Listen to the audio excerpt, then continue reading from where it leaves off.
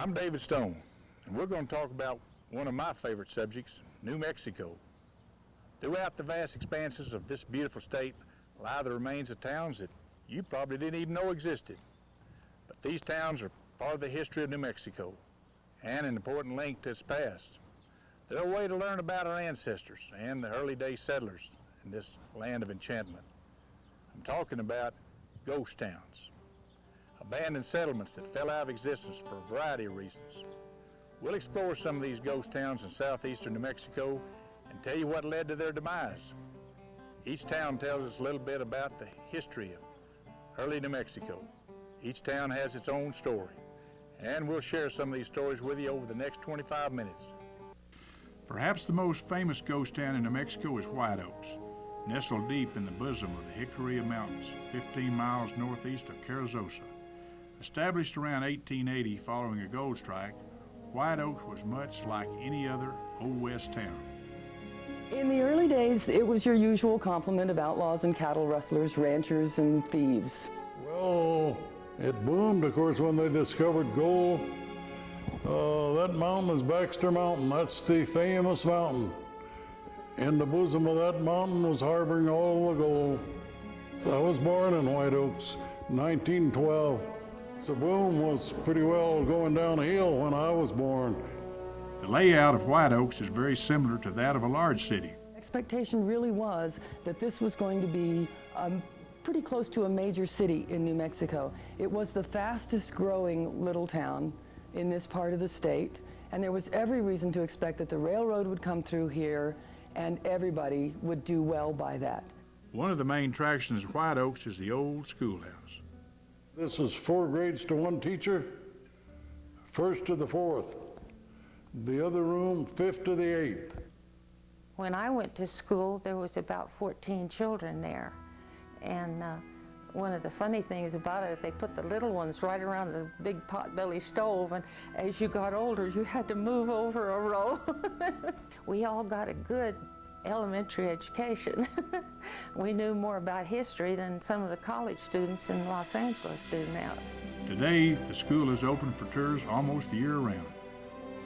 The Hoyle House, a large 2-story Victorian-style home, attracts tourists who want to take home a piece of history. Oh, since we moved in here one Sunday afternoon, I was cooking chicken for a fried chicken in the kitchen. You know how fried chicken smells up the whole house. And 2 couples from Ruidoso walked in the front door. And I went in asking them what did they want, and they said, "Oh, we just came to look around." And I said, "Well, this is our home. We're getting ready to eat dinner." "Oh, well, we're in here already." So they just walked in the dining room, around this room, and out through the front door. Mrs. Wetzel bought the house in the mid-1960s. This house hasn't had a very happy life. There's been all kinds of sad things with it, and no one has ever lived in it very long. We've lived here longer than any family that's ever lived in it. When Mr. Hoyle built the house, he planned for his bride to come and they would be married, and he wanted this to be the center of society in White Oaks. At that time, there was quite a bit here. Unfortunately for Hoyle, his bride never came. He was building this house, and one night he slipped out of town and nobody knew where he went. Took us clear up into the 60s after I was here that they found out where he went. Despite the troubled past, the Hoyle house has stood the test of time. He was just kind of splurging. A show off to beat, that's what people think. And so he built this fancy home, whereas the Gum House is more of a home for people to live in. Another feature in White Oaks is the beautiful Gum Mansion. It was built around 1885 by the owners of the first sawmill in White Oaks. The men who built the Gum Mansion, this mansion that you're now in, were the same fellows who built the Hoyle House, which is the brick one across the valley. That one was built according to plans which were imported from the East. They decided that there was no reason to send off for other plans. They would simply reverse them and build their own out of wood, which is what they've done. This house is a mirror image of the Hoyle House. Like the Hoyle House, the Gum Mansion still stands today and is currently inhabited and being remodeled. So what about the businesses in early White Oak? We had entrepreneurs of every sort. Women in the American West who wanted to make a living didn't generally go into mining. They either ran a boarding house or they turned to prostitution. That was just the way it was. If there were a bunch of rich miners around and there wasn't a prostitute somewhere in the vicinity, she was missing a bet. Well, we have a little illustration here of a casino run by a woman known as Madame Varnish because of her slick ways. I think that's a neat, a neat description. Yeah, Little Casino was the name of her place.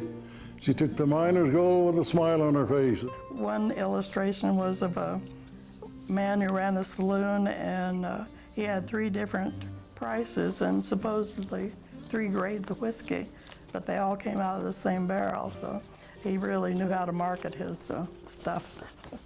There was a bakery and a meat market and a dairy. It was quite a booming town. Today, a visit to White Oaks may require a trip to the No Scum Allowed Saloon. Well, I've been here about 5 years. I purchased a bar. I like living around here, and I wanted to stay off the road. I got tired of driving cross-country semi.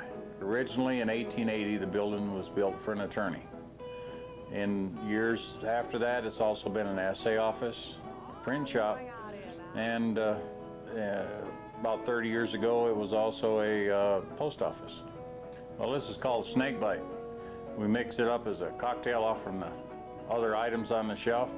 It's unique, it's good tasting, and people like it.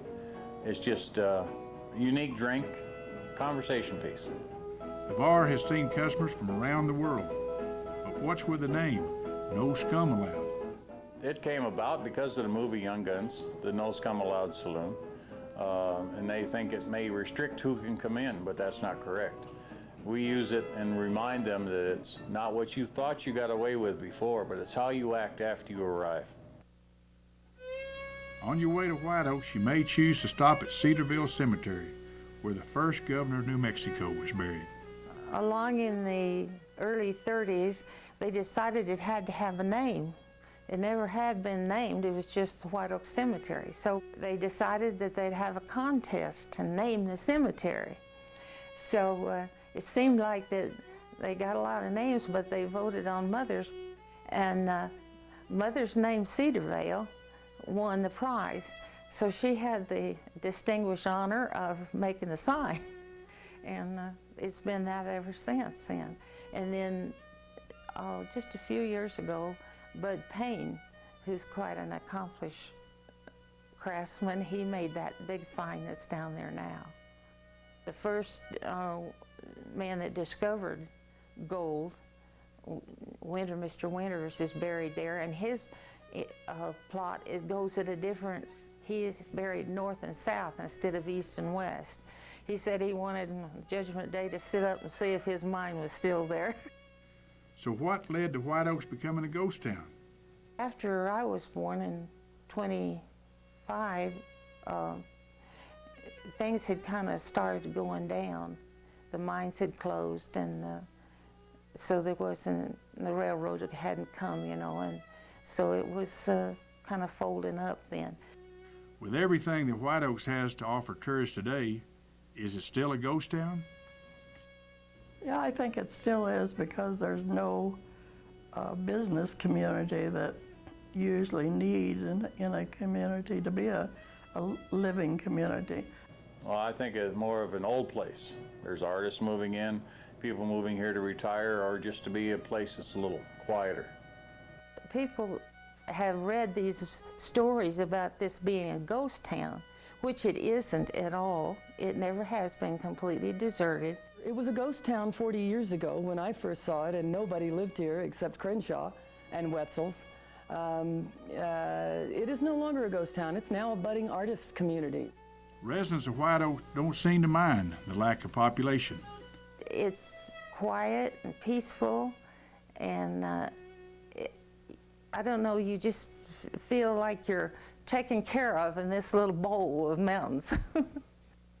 It's just a beautiful, beautiful place. Don't tell. I don't want anyone to know.